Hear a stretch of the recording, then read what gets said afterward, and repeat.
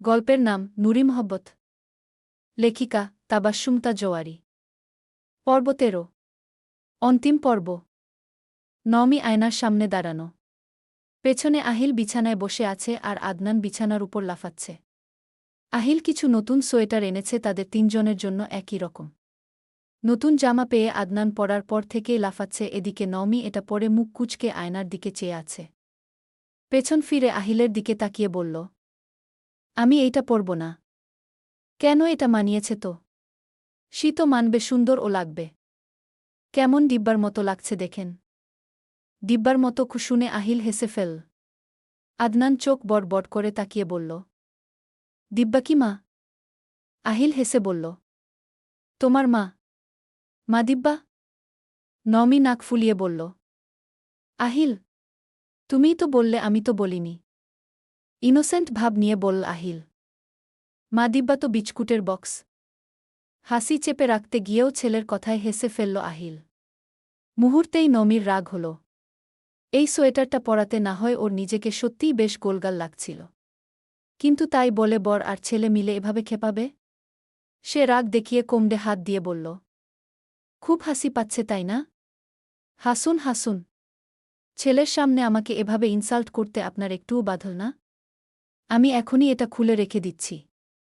আমি এই ডিব্বা মার্কা ড্রেস পরে কোথাও যাব না, ব্যাস।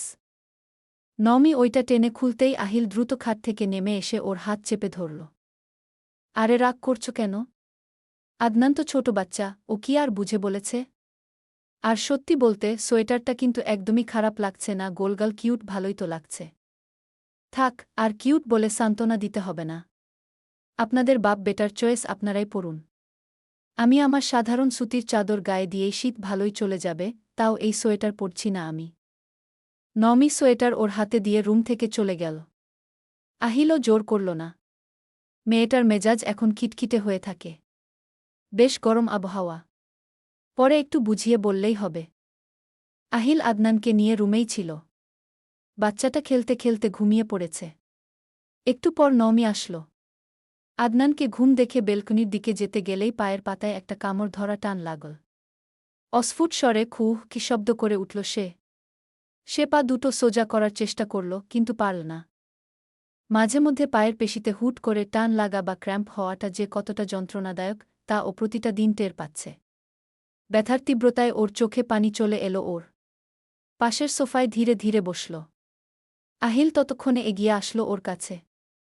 তার অভিজ্ঞ মস্তিষ্ক বুঝে গেল কথায় সমস্যা হচ্ছে, সে কিছু জিজ্ঞেস করে সময় নষ্ট করল না। লম্বা লম্বা শ্বাস নাও বলে ও পায়ে ম্যাসাজ করতে শুরু করল।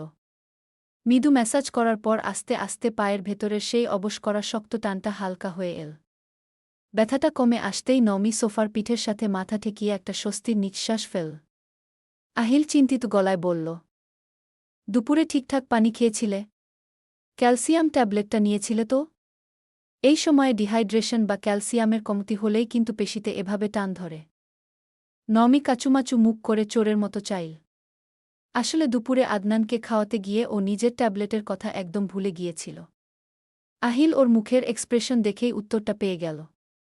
ও কপাল চাপটে বলল, নিজের প্রতি এই অবহেলাটা কবে কমবে বলো তো? আমার চেম্বারে এত বড় অলস পেশেন্ট আর একটাও নেই। নমি হাসল। আহিলের কাঁধে মাথা রেখে ভাবল, কিছুক্ষণ ইদানিং কি যে হয়, সারাক্ষণ কিসের যেন চিন্তা হয়। সন্ধে নামলেই কেমন একটা অদ্ভুত একাকিত্ব আর অস্থিরতা দানা বাঁধে মনের ভেতর। কোনো কারণ ছাড়াই মন খারাপ হয়, আবার পরক্ষণেই মনে হয় সবকিছু ঠিক আছে। মাঝে মাঝে খুব ভয় হয়, বুক ধড়ফড় করে উঠে, কিচ্ছু বুঝে উঠতে পারে না। আজব, এতটা নরম আহ্লাদী মেয়ে সে কোনোকালেই ছিল না। এখন অতিরিক্ত ভালোবাসায় আহ্লাদী হয়ে গিয়েছে তবে? আচ্ছা আহিল। আহিল তখনও ওর পায়ে হালকা ম্যাসেজ করছিল। সে আনমনা উত্তর দিল, হু। নমি কিছুক্ষণ চুপ করে রইল। এখনও ওর বুকের ভেতরটা কেমন যেন ফাঁকা ফাঁকা লাগছে। ও আহিলের কাঁধে মাথাটা আরও একটু চেপে নিচু গলায় বলল, আচ্ছা, আমার যদি কোনোদিন কিছু হয়ে যায়, মানে ধরুন যদি হুট করে আমি। কথাটা শেষ করার আগেই আহিলের হাতের ম্যাসাজ থেমে গেল। মাথা হালকা ঘুরিয়ে তাকালো, এতে নমি মাথা তুলে নিল আহিলের কাঁধ থেকে। আহিল কিঞ্চিত রাগ দেখিয়ে বলল, কি বলছো এসব তুমি নমি? এসব আজেবাজে কথা মাথায় আসে কোত্থেকে তোমার? আর কখনো যেন তোমার মুখ থেকে এই ধরনের ফালতু কথা না শুনি। নমি কিছুটা ভরকে গেল। হুট করে আহিলের রাগ কিংবা ভয় পাওয়া আশা করেনি সে। মিনমিন গলা আওড়াল। না, আমি এমনি বলছিলাম। আজকাল কেমন যেন খুব ভয় লাগে আমার। মাঝরাতে বা সন্ধ্যায় হুট করে বুকটা ধরফর করে ওঠে। নিজেকে বড্ড দুর্বল মনে হয়। মনে হয় যদি আমি শেষ পর্যন্ত সবটা সামলে উঠতে না পারি, যদি কোনো অঘটন ঘটে যায়। আহিলের মনে ধাক্কা লাগলেও সে নমির সামনে নরম হল না, বরং স্বাভাবিক কণ্ঠে বলল, এই যে মনের ভেতর উল্টোপাল্টা চিন্তা আনছ, পানি কম খাচ্ছ, মেডিসিন মিস করছ, এইসব কারণেই হরমোনাল ইমব্যালেন্স হচ্ছে আর বুক ধরফর করছে। কোনো অঘটন ঘটবে না, কিচ্ছু হবে না তোমার। নমি শুনল কিন্তু মনকে বোঝাতে পারল না। ও একটা দীর্ঘশ্বাস ফেলে শূন্য দৃষ্টিতে মেঝের দিকে তাকিয়ে রইল। নিজের পেটের উপর হাতটা রেখে বলল, আমার না খুব চিন্তা হয়। মাঝে মধ্যে ভাবি যদি সত্যিই ডেলিভারির সময় আমার বড় কোনো ক্ষতি হয়ে যায়, তখন আমার আদনানের কি হবে? আহিল যে আসবে তার কি হবে? ও তো মায়ের আদর কেমন হয় তা কোনোদিন জানতেই পারবে না। কথাগুলো বলতে বলতে নমির গলাটা বুজে এল। ওর গাল বেয়ে টপটপ করে দুফোঁটা অশ্রু গড়িয়ে পড়ল। এই আশঙ্কাজনক চিন্তাটা ইদানিং ওকে ভেতরে ভেতরে কুরে কুরে খাচ্ছে। প্রতিটা মায় হয়তো জীবনের এই সন্ধিক্ষণে এসে নিজের অজান্তেই এমন এক অদৃশ্য মরণভয়ে ভোগে। আহিল নিজেকে সর্বোচ্চ শক্ত রাখার চেষ্টা করে বলল, নমি, নমি, এসব কেন চিন্তা করছ? ইনশাআল্লাহ এরকম কিছু হবে না। তুমি কি ভরসা হারিয়ে ফেলছ? নমি হেসে চোখের পানি মুছে মাথা নাড়ল সাথে বলল, না, ভরসা হারাইনি। কিন্তু মন তো কোনো নিয়ম মানে না। এইসব চিন্তায় ঘুরে মাথায়। আহিল ওকে বুকে জড়িয়ে ধরে বলল, এত চিন্তা করতে কে বলেছে হু? তুমি চিন্তামুক্ত থাকো, সব চিন্তা আমাকে দিয়ে।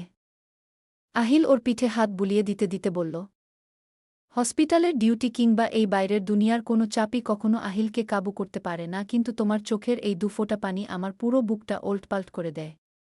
তোমার মনে যত ভয় আছে, যত আশঙ্কা আছে, সব আজ থেকে আমার ডায়েরিতে ট্রান্সফার করে দাও। আজ থেকে তোমার সমস্ত চিন্তা, দুঃখ, কষ্ট সব আমার হোক। বিনিময়ে তুমি শুধু শান্তিতে নিঃশ্বাস নাও, নিজের আর আমাদের এই পুচকুর খেয়াল রাখো। নমি আহিলের বুকে মুখ গুজে চুপ করে রইল। আহিল নমিকে নিজের বাহুবন্ধনে আরও একটু শক্ত করে চেপে ধরে ওর চুলে আলতো করে ঠোঁট ছোঁয়াল। তারপর ফিসফিস করে বলল, আদনান যেমন মা ছাড়া কিচ্ছু বোঝে না, এই আহিলও কিন্তু তার নূরকে ছাড়া পুরোপুরি অপূর্ণ। তাই ওসব আজেবাজে চিন্তা একদম মাথা থেকে ঝেড়ে ফেল। আমরা চারজন মিলে খুব সুন্দর একটা সংসার সাজাব, ইনশাল্লাহ।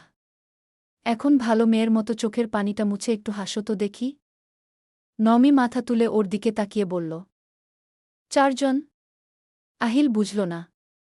সে ভ্রু কুঁচকে বলল, হ্যাঁ, চারজনই তো। নমি রহস্যময়ী হাসল। পরক্ষণেই হাসি মিলিয়েও গেল। আহিল বুঝল না বিশ্বাসটা। কি হয়েছে?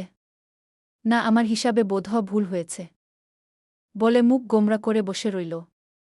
আহিল দোটানায় পড়ল, হুটহাট কি যে হচ্ছে মেয়েটার। হাসপাতালের করিডোরে পায়চারি করছে আহিল। একটু আগেই নমিকে হাসপাতালে নিয়ে এসেছে। বেশ যন্ত্রণা শুরু হয়েছিল নমির। এই সময়ে লেবার পেইন ওঠা মানেই প্রিমেচিউর ডেলিভারি। একজন ডাক্তার হিসেবে আহিল খুব ভালো করেই জানে এর জটিলতা কতটা মারাত্মক হতে পারে। করিডোরের পায়চারি করতে করতে ও ঘামছে। একটু পর মহিলা ডক্টরটি বেরিয়ে এলে আহিল তড়িঘড়ি করে ছুটে গেল। আহিল কিছু বলার আগেই ডক্টর দ্রুত বলল, Ahil, you have to be strong. Ahil চমকে বলল, কি হয়েছে ডক্টর? কি বলছেন আপনি? মা না হয় বাচ্চা, যে কোনো একজনকে বেছে নিতে হবে আপনাকে। I am extremely sorry doctor আয়লান। সময় বড্ড কম। এই একটা বাক্য শোনার সাথে সাথে আহিলের পায়ের তলা থেকে যেন মাটিটা ধসে গেল। চারদিকের সবকিছু কেমন ওল্টপাল্ট হয়ে গেল ওর। নিঃশ্বাস নিতে কষ্ট হচ্ছে তার। মনটা চিৎকার করে বলছে, আমার দুজনকেই চাই। কিভাবে থাকব আমি ওদের ছাড়া? নমিকে ছাড়া থাকতে পারব না আমি, কিন্তু নমিকে চাইলে ও ফিরে আসার পর ওকে কি জবাব দিব আমি? আমি আমি দুজনকেই চাই। কিন্তু মুখ দিয়ে একটা শব্দ বের হল না। মনে হচ্ছে সে হেলে পড়ে যাচ্ছে। সত্যিই কি মাটি ভেঙে সে তলিয়ে যাচ্ছে? গেলে বোধহয় ভালো হতো। বেঁচে যেত সে।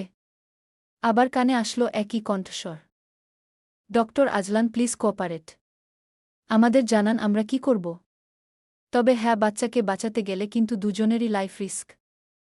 আহিল বহু কষ্টে উচ্চারণ করল। নূর, আমার নমিকে চাই। ওকে বাঁচান। ডক্টর মহিলাটি ভেতরে চলে গেলেন। আহিল যেন হিসেব কষছে। সে কি বড্ড স্বার্থপর হয়ে গেল না? একটু না হওয়া স্বার্থপর হল নিজের জন্য। নমির ভালোবাসার ভাগিদার হতে গিয়ে ওর হাতটা আজীবন ধরে রাখার লোভে সে কি নিজেরই রক্তের প্রতি অবিচার করে বসল? যে সন্তানকে দুনিয়ায় আনার জন্য এই কমাস ধরে এত আয়োজন, যাকে ছুঁয়ে দেখার লোভ একটু আগ অব্দিও ছিল, আজ এই মুহূর্তে সেই পুচকুর জীবনটা নিজ হাতে কেড়ে নিল সে। সে একটা ভালো বাবা হতে চেয়েছিল, অথচ উল্টো এক নিষ্ঠুর, খুনি বাবা হয়ে গেল না তো? আহিল দুহাতে নিজের মুখটা চেপে ধরে দেয়ালে পিঠ ঠেকিয়ে মাটিতে বসে রইল। ওর অবচেতন মন ওকে অনবরত দংশন করতে লাগল। এভাবে আধা ঘণ্টা কেটে গেল বোধহয়। ডক্টর বেরিয়ে আসলেন। আহিল তড়িঘড়ি করে উঠে দাঁড়িয়ে বলল, নমি। ডক্টর একটু চুপ থেকে সবার দিকে এক পলক তাকালেন। তারপর আহিলের দিকে তাকিয়ে বললেন, উই আর এক্সট্রিমলি সরি। আমরা কাউকেই বাঁচাতে পারলাম না। কথাটা জীবন্ত একটা বজ্রপাত হয়ে আহিলের উপর আছড়ে পড়ল। ওর পুরো পৃথিবীটা যেন এক ধাক্কায় অন্ধকার হয়ে গেল। ও চিৎকার করে কাঁদতে চাইল, কিন্তু বুকটা এক তীব্র, দমবন্ধ করা যন্ত্রণায় ভারী হয়ে নিঃশ্বাস আটকে আসতে লাগল। নমি। একটা আর্তনাদ করে ধরফর করে বিছানায় উঠে বসল আহিল। ওর পুরো শরীর থরথর করে কাঁপছে, বুকটা তীব্র বেগে ওঠানামা করছে। কপাল বেয়ে ঠান্ডা ঘাম গড়িয়ে পড়ছে। আহিল দুহাতে নিজের মাথাটা চেপে ধরে কয়েক সেকেন্ড স্তব্ধ হয়ে বসে রইল, তারপর ঝট করে আশেপাশে তাকাল। চোখে পড়ল নওমি নিশ্চিন্তে শান্তিতে ওর কোল ঘেঁষে ঘুমিয়ে আছে। সেই স্নিগ্ধ মুখটা দেখেই ওর সব চিন্তা উড়ে গেল। আহিল একটা দীর্ঘ স্বস্তির শ্বাস ছেড়ে নওমির দিকে এগিয়ে গেল। ঘুমন্ত নওমিকে আলতো করে নিজের বুকের মাঝে টেনে নিল। ওর শরীরের সেই পরিচিত স্পর্শ আর শান্ত নিঃশ্বাসের শব্দ পেতেই আহিলের ভেতরের সেই ঝড়টা আস্তে আস্তে শান্ত হতে লাগল। ও নওমির পুরো মুখে চুমু খেয়ে বিটবিট করে আওড়াল, এই মেয়ে, তোমার চিন্তা আমায় দিতে বলেছি, তাই বলে এইসব চিন্তা কেন আসবে? না, এরকম কিছু হবে না। তোমার কিচ্ছু হবে না। আমাদের পুচকুও ভালো থাকবে। বেশ কিছুক্ষণ এভাবে জড়িয়ে রাখার পর আলতো করে নওমিকে ছেড়ে বিছানা ছেড়ে নামল আহিল। ঘড়িতে সময় দেখল 3:05 বাকি। Perfect time. ও ওয়াশরুমে গিয়ে অজু করে নেয় দ্রুত। ফিরে এসে একবার আদনান আর নওমির দিকে তাকিয়ে জায়নামাজ বিছিয়ে নামাজে দাঁড়িয়ে যায় সে। তাহাজ্জুদের উপযুক্ত সময়ে সে মহান রবের কাছে দুয়ার ফুলঝুরি খুলে বসে। লম্বা লম্বা সেজদাহ দিয়ে নামাজের অন্তিম পর্যায়ে 2 হাত তুলে রবের কাছে মোনাজাত ধরে। ইয়া রব্বুল আলামিন, তুমি তো অন্তর্যামী। বান্দার মনের খবর তোমার চেয়ে ভালো আর কে জানে মাবুদ? একটু আগে যে ভয়ানক দৃশ্য তুমি আমায় দেখালে, তা যেন কেবলই একটা কাল্পনিক দুঃস্বপ্ন হয়েই রয়ে যায়। আমি তো বড্ড দুর্বল এক মানুষ আল্লাহ। পরীক্ষা নেওয়ার জন্য আমার নূরের উপর কোনো কঠিন ফয়সালা জারি করো না। ও বড্ড নরম মনের একটা মেয়ে, উপরন্তু এখন শরীরের এই অবস্থা। তুমি তো দয়াময়, তুমি তো রহমান। আমার নওমিকে তুমি সব রকমের বিপদাপদ আর জটিলতা থেকে মুক্ত রাখো। বলতে বলতে ওর গলা বুজে আসছে। চোখ বেয়ে টপটপ করে পানি পড়ছে। সমস্ত গাম্ভীর্য এক পাশে সরিয়ে রেখে বড্ড অসহায় এক ভিখারির মতো 2 হাত পেতেছে ওর রবের দরবারে। ও আবার ভাঙা গলায় বলল, আল্লাহ, খুব কষ্ট আর যন্ত্রণাদায়ক 3 বছর পার করে এই সুখের মুখ দেখেছি আমরা। একে অপরের থেকে দূরে থাকা ওই দিনগুলোতে আমরা কতটা মরে মরে বেঁচেছিলাম, তা তো তোমার অজানা নয় মাবুদ। দীর্ঘ 3 বছরের সেই বিরহ আর কষ্ট পার করে আজ যখন আমার এই ভাঙা বুকে আবার আমার সুখ পাখিটা ফিরে এসেছে, আমার ভাঙা সংসারটা জোড়া লেগেছে, তখন তুমি এভাবে আমার সুখ কেড়ে নিও না আল্লাহ। আমার নূরকে আমার থেকে কেড়ে নিও না। আমার এই সামান্য সুখের উপর তোমার রহমত দান করো মাবুদ। বারবার বলতে বলতে থমকে যাচ্ছে সে। অঝরে চোখ বেয়ে নোনা জল গড়াচ্ছে। এই আহিলকে বোধহয় তার রব ছাড়া কেউ কোনোদিন দেখেনি। এতটা নরম, এতটা দুর্বল। যে নতুন প্রাণকে তুমি আমাদের জীবনে পাঠাচ্ছ, তাকে সুস্থ সবলভাবে এই পৃথিবীতে ভূমিষ্ঠ হওয়ার তৌফিক দাও। আমার নওমি আর সন্তানের জীবনকে তুমি দীর্ঘায়ু করো। ওদের কোনো ক্ষতি আমি সইতে পারব না আল্লাহ। আমার এই সাজানো সংসারটা আবার ভেঙে চুরমার হয়ে গেলে এই আহিল যে পুরোপুরি শেষ হয়ে যাবে। আমার আদনানকে মায়ের আদর ভালোবাসা থেকে বঞ্চিত করো না দয়াময়। আমাকে আর নমিকে আমাদের চক্ষুশীতলকারী সন্তান দান করো। আমার সব চিন্তা, সব ভয় আজ তোমার কাছে সঁপে দিলাম। তুমি আমাদের উপর তোমার খাস রহমতের চাদর বিছিয়ে দাও। আমিন ইয়া রাব্বুল আলামিন। দীর্ঘ মোনাজাত শেষে আহিল 2 হাতে মুখ মুছে এক দীর্ঘ তৃপ্তির নিঃশ্বাস ফেল। এতক্ষণের ভয় আর অস্থিরতাটা যেন জায়নামাজের উপর চোখের পানির সাথে মিশে এক নিমেষে ধুয়ে মুছে সাফ হয়ে গেল। নমির শরীর খারাপ লাগছে তাই দুপুরে একটু শুয়েছিল। এক রকম গভীর ঘুমেই আচ্ছন্ন সে। আহিল হাসপাতালে গিয়েছে সকালে, এই অবধি কল করেনি অবশ্য, বলে গিয়েছে আজ নাকি খুব ব্যস্ত থাকবে, তাই ওকে বারবার করে ইনস্ট্রাকশন দিয়ে গিয়েছে। ঘুম একটু হালকা হতেই নমি নড়েচড়ে উঠল। আদনান তো ওর সাথেই ঘুমিয়েছিল, কোথায় গেল? নমি উঠে বসার চেষ্টা করল। বর্তমানে নড়তে চড়তে তার ভীষণ বেগ পেতে হয়। স্বাভাবিকের তুলনায় একটু বেশি মোটা হয়েছে সে, তবে এই নিয়ে খুব একটা চিন্তার কিছু নেই বলে ওরা আর মাথা ঘামায়নি। দিন দিন সে নিজেকে অলস বলে দাবি করছে, আর এই দাবি রক্ষার্থে সে ওভাবে শুয়েই ঘাড় বাঁকিয়ে তাকিয়ে দেখল আদনান কোথায়। আদনান কখন যেন ঘুম থেকে উঠে ওর থেকে একটু দূরে বিছানায় বসে আছে, উল্টো ঘুরে গাড়ি নিয়ে খেলছে। নমি হালকা হাসল। আব্বু, উঠে গেছ তুমি? মায়ের গলার আওয়াজ শুনে আদনান পেছন ফিরে তাকাল। খেলা ফেলে উঠে গিয়ে কোল ঘেঁষে বসে পড়ল। হেসে বলল, হ্যাঁ, মাও উঠে গেছে। নমি হেসে বলল, হ্যাঁ, তুমি একা বসে আছো কেন? উঠে দাদুর কাছে যাওনি? আদনান মাথা নাড়ল, অর্থাৎ যায়নি। কেন? একা একা খেলছিলে? হু, বাবা বলেছে মাকে ছেড়ে কোথাও না যেতে, মা অসুস্থ। ছেলের মুখে এমন কথা শুনে নমির কেমন একটা অনুভূতি হল। আহিল নিজে হাসপাতালে এত ব্যস্ত থাকার মাঝেও ছোট ছেলেটার মাথায় এই দায়িত্ববোধটা ঢুকিয়ে দিয়ে গেছে। সে হেসে একটু উঠে বসল। এক হাত বাড়িয়ে আদনানকে টেনে নিল। তাই বুঝি? বাবা তোমাকে পাহারা দিতে বলেছে? আদনান মাথা উপর নিচ করে সায় দিল। ওর গোল গোল চোখ দুটো বড় বড় করে বলল, বাবা বলেছে পুচকু আর মা ঘুমালে একদম চিল্লাচিল্লি করা যাবে না। আমি গুড বয় না মা? আমি একটুও চিল্লাইনি। নমি হেসে ফেলে আদনানকে নিজের বুকের সাথে লেপ্টে ধরল। ওর কপালে একটা লম্বা চুমু খেয়ে বলল, হ্যাঁ বাবা, তুমি পৃথিবীর সবচেয়ে গুড বয়। আমার সোনা বাবা একটা। মায়ের বুকে মুখ গুজে আদনান দুহাতে নমির গোল পেটটা জড়িয়ে ধরল। 3 বছরের আদনানের ছোট্ট অবুঝ মনটা হয়তো ঠিকঠাক সব বোঝে না, কিন্তু বাবা আর সকলের কেয়ারিং দেখে এইটুকু বুঝে মাকে ভালো রাখতে হবে। আদনানের পিঠে হাত বুলিয়ে দিতে দিতেই কেমন আনমনা হয়ে উঠল সে। হারিয়ে গেল অতীতের সেই স্মৃতিতে। চোখের সামনে ভেসে উঠল কয়েক বছর আগের কিছু ঝাপসা আর বুকের ভেতর গভীরভাবে দাগ কেটে যাওয়া পুরনো স্মৃতি। যখন ও প্রথমবার মা হতে চলেছিল তখনকার দিনগুলো তো এমন ছিল না। একটা মেয়ের জীবনের সবচেয়ে বড় আর সুন্দর অনুভূতি যখন প্রথমবার আসে, তখন চারপাশ থেকে সবাই কত যত্ন নেয়, কত আহ্লাদে আগলে রাখে। কিন্তু নমির কপালে তো সেই সুখটুকু তখন জোটেনি। আদনান যখন দুনিয়ার আলো দেখেনি তখন ওর মাথার উপর এমন কোনো বিশ্বস্ত ছাদ ছিল না, যাকে ও নিজের বলতে পারে। ছিল না কোনো ভালোবাসার মানুষের চড়া বুক, যেখানে মাথা রেখে ও নিজের সমস্ত ক্লান্তি আর ভয় নিমেষে ভুলে যেতে পারে। তখন ওর পাশে আহিল ছিল না। ছিল না এত যত্ন, এত শত নিয়মের কড়াকড়ি, কিংবা চোখের এক ফোঁটা জলের জন্য একটা পুরুষের পুরো বুক ওলটপাল্ট হয়ে যাওয়ার মতো তীব্র ভালোবাসার অনুভূতি। তার কিছুই তখন নমির চেনা ছিল না। আদনান যখন এই পৃথিবীতে আসার প্রহর গুনছিল তখন পুরোটা সময় জুড়ে নমি একাকী আর বড্ড অসহায় এক লড়াই লড়েছে। সেই কঠিন আর অন্ধকার দিনগুলোতে নিজের বলতে শুধু দুজনকে পাশে পেয়েছিল সে, ওর ভাই আবরার আর তার ভালোবাসার মানুষ তুহি। তুহি আর আবরার না থাকলে নমি হয়তো সেই ঝোড়ো দিনগুলো পার করতেই পারত না। ঝড়ের কবলেই হয়তো নিঃশেষ হয়ে যেত নমি নামক অস্তিত্ব। তুহি বোনের মতো, মায়ের মতো করে ওর খেয়াল রাখত, আর আবরার নিজের সবটুকু দিয়ে আগলে রাখত ওর এই বোনটাকে। হসপিটালে নিয়ে যাওয়া, ডাক্তার দেখানো, মাঝরাতে নমির শরীর খারাপ হলে তুহির সেই বিনিদ্র রাত জাগা। শুধু তাই কি, আদনান হওয়ার পর থেকে নমি প্রায় সময় অসুস্থ থাকত, কিন্তু আদনানের কোনোরকম অসুবিধে হয়নি এতেও। তুহি হতে দিয়েছিল নাকি?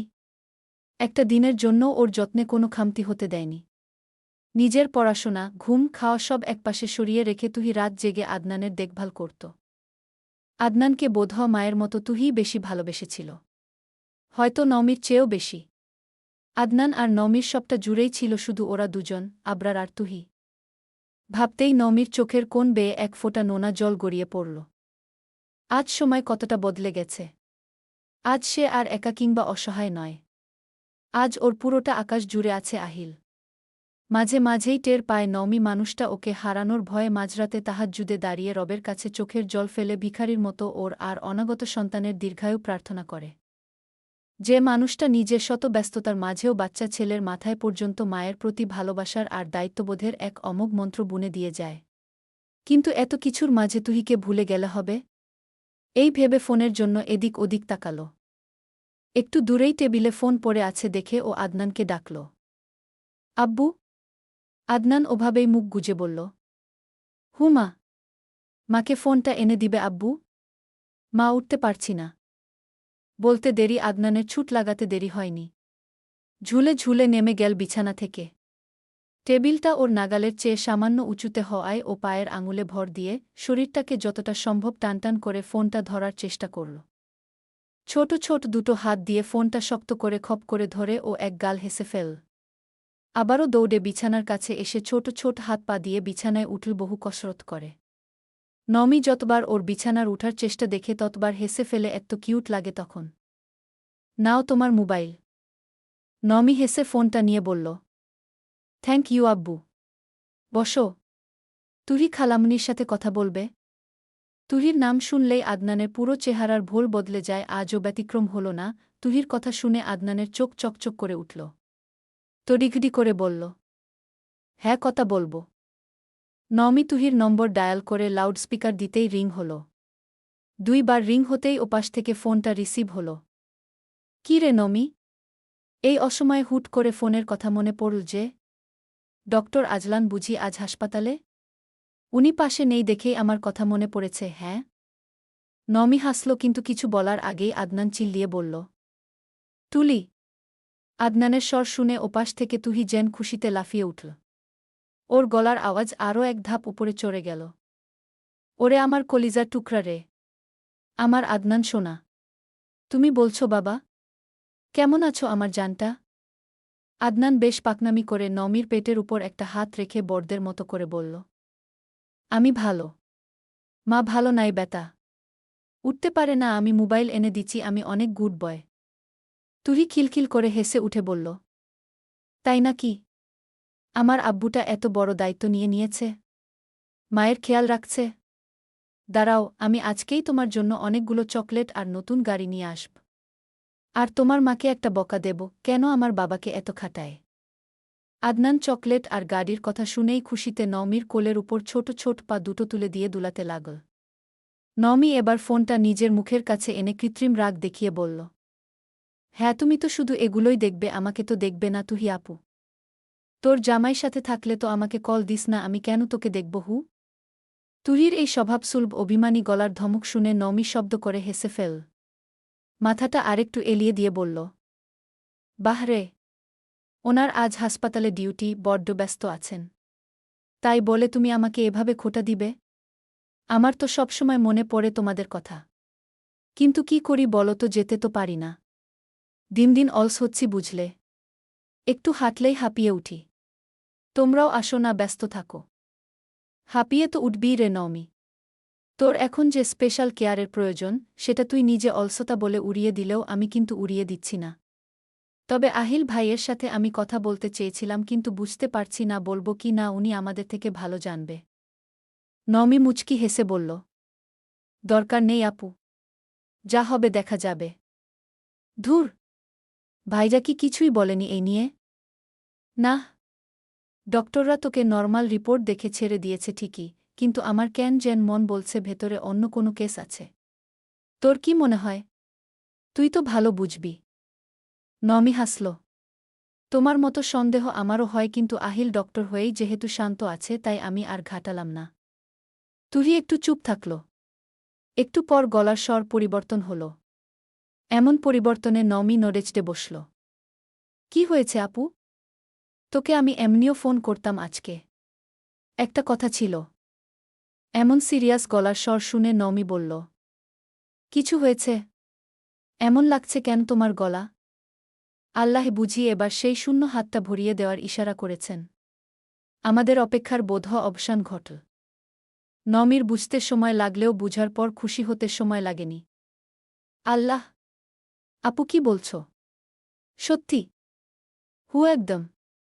বিয়ের পর থেকে একটা ফুটফুটে সন্তানের মুখ দেখার জন্য আবরার আর তুহি কতটা ব্যাকুল হয়ে অপেক্ষা করছিল তা নমির চেয়ে ভালো আর কে জানে। বহু রাত তুহির চোখের জল আড়ালে মুছতে দেখেছে সে, আর আজ সেই শূন্য কোলে ওপরওয়ালার রহমত নেমে এসেছে। এই কারণেই হয়তো আদনানের প্রতি তাদের ভালোবাসাও বেশি ছিল। আবরার ভাই তো প্রায় বলত, কেউ কেউ খুঁজেও পায় না আর কেউ কেউ সহজে পেয়ে কদর করে না। খুশির অতিশয্যে নওমি নিজের শরীরের সমস্ত ব্যথা ভুলে সোজা হয়ে বসল সে।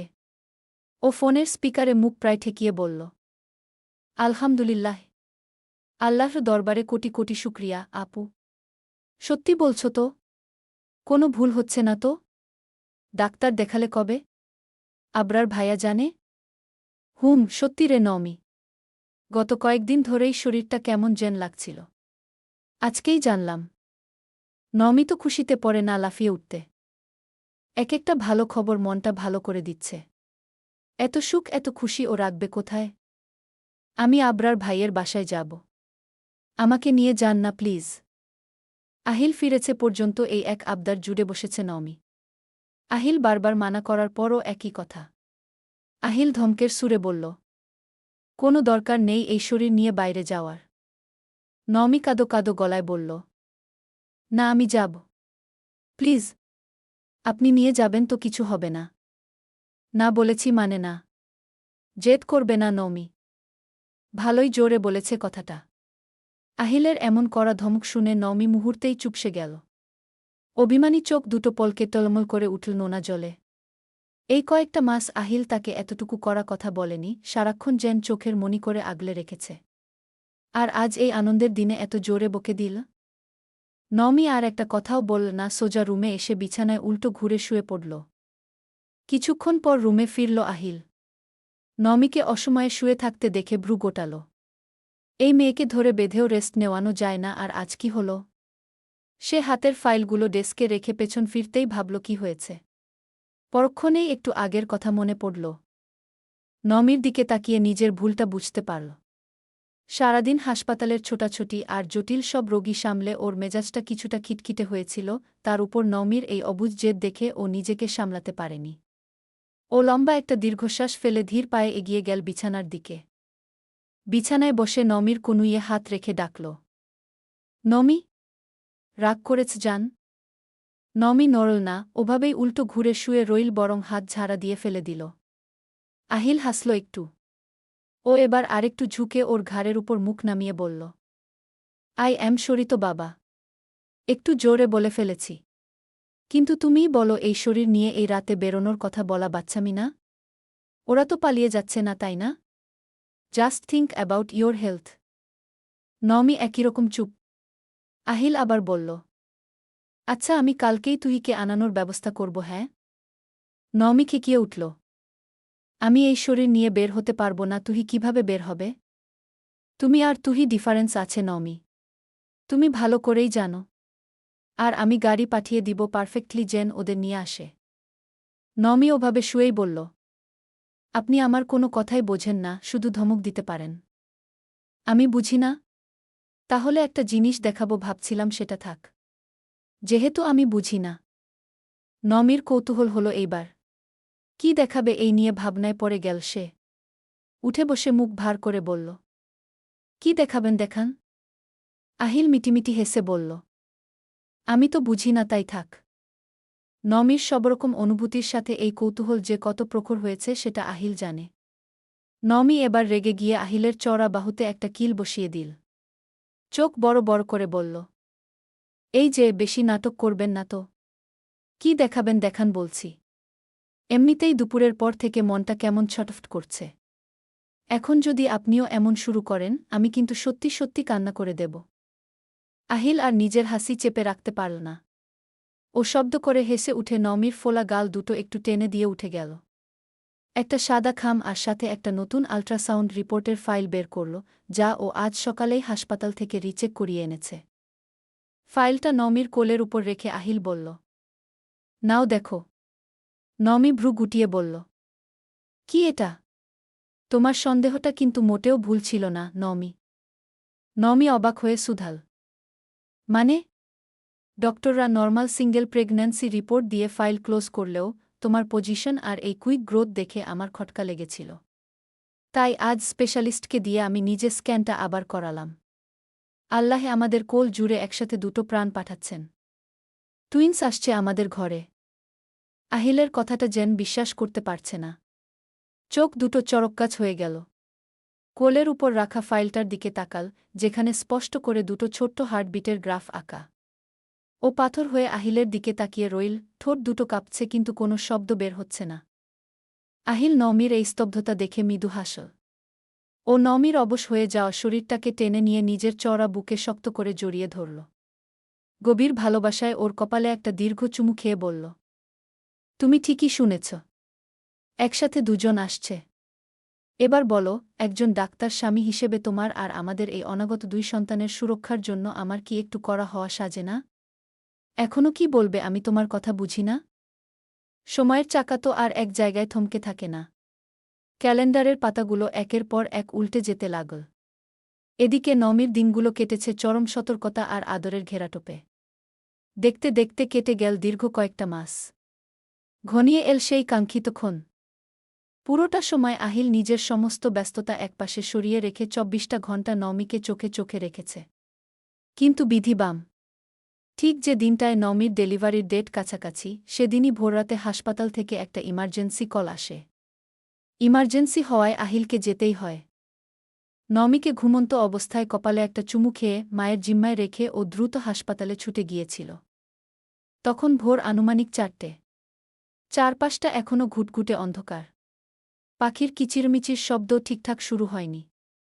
হঠাৎ করেই নমির ঘুমের ঘোরটা কেটে গেল। তলপেটে তীব্র এক মোচড়ানি দিয়ে ওঠা ব্যথায় ওর পুরো শরীর শিরশির করে উঠল।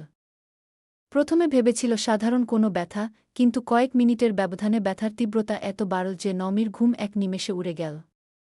কপাল বেয়ে টপটপ করে ঘাম ঝরতে লাগল। ও বিছানার চাদরটা হাত দিয়ে খপ করে খামচে ধরল। ব্যথার চোটে মুখ দিয়ে কোনো আওয়াজ পর্যন্ত বের হচ্ছিল না। ও কোনোমতে পাশে হাতরে আহিলকে খোঁজার চেষ্টা করল, কিন্তু বিছানার ওপাশটা শূন্য দেখে ওর বুকের ভেতরটা ভয়ে কেঁপে উঠল। আহিল! বড্ড ক্ষীণ শোনাল নমির কণ্ঠস্বর। ব্যথার একটা বড় ঢেউ আসতেই ও আর নিজেকে সামলাতে পারল না, আর্তনাদ করে উঠল। আম্মু! ওর ডাকে অন্য পাশে শুয়ে থাকা আহিলের মায়ের ঘুম ভেঙে গেল। তড়িঘড়ি করে উঠে বসলেন। নমির এই অবস্থা দেখে ওনার হাত পা ঠান্ডা হয়ে যাওয়ার জোগাড়। ওদিকে হাসপাতালের ব্যস্ততা কেটে ঠিক ৫ মিনিট আগে ছুটি পেয়েছে আহিল। সারারাত একটা জটিল সার্জারি শেষ করে ও বড্ড ক্লান্ত। ও যখন নিজের কেবিনে এসে ফোনটা হাতে নিল, তখনই দেখল মায়ের নম্বর থেকে অনেকগুলো মিসড কল। বুকটা ধক করে উঠল ওর। কোনো অশুভ আশঙ্কায় ও দ্রুত কলটা রিসিভ করতেই ওপাশ থেকে মায়ের কান্নাকাটি আর নমির গোঙানির আওয়াজ ভেসে এল। আহিল! আহিল, কই তুই বাবা? নমি যে যন্ত্রণায় ছটফট করছে। ও বড্ড কষ্ট পাচ্ছে। ফোনের ওপার থেকে মায়ের কথা আর নমির আর্তনাদ ভেসে আসছে। মাথাটা বুঝি হ্যাং হয়ে এল। আজ নিজের স্ত্রীর এই সময়ে ও পাশে নেই, এই অপরাধবোধ আর ভয় ওকে গ্রাস করে নিল। কোনোরকম উচ্চারণ করল, কোথায় তোমরা? আমরা জুবায়েরকে ড্রাইভার নিয়ে হাসপাতালের দিকে রওনা দিয়েছি। আবরার আর তুহিও আছে সাথে। আহিল মাথা ঠান্ডা রাখার চেষ্টা করে বলল, ওকে, তোমরা দ্রুত আসো, আমি এদিকে সব ব্যবস্থা করছি, চিন্তা করবে না। নমির কানে ফোন দাও। আহিলের মা নমির কানে ফোন লাগিয়ে দিতেই নমির কান্নাভেজা কণ্ঠস্বর ভেসে আসল। আহিল, কোথায় আপনি? আমি পারছি না। মরে যাচ্ছি মনে হচ্ছে। আহিলের বুক ফেটে গেলেও সে নিজেকে সামলে বলল, নমি, শান্ত থাকার চেষ্টা করো, কিছু হবে না। নমি, জান আমার। তোমার কিচ্ছু হবে না।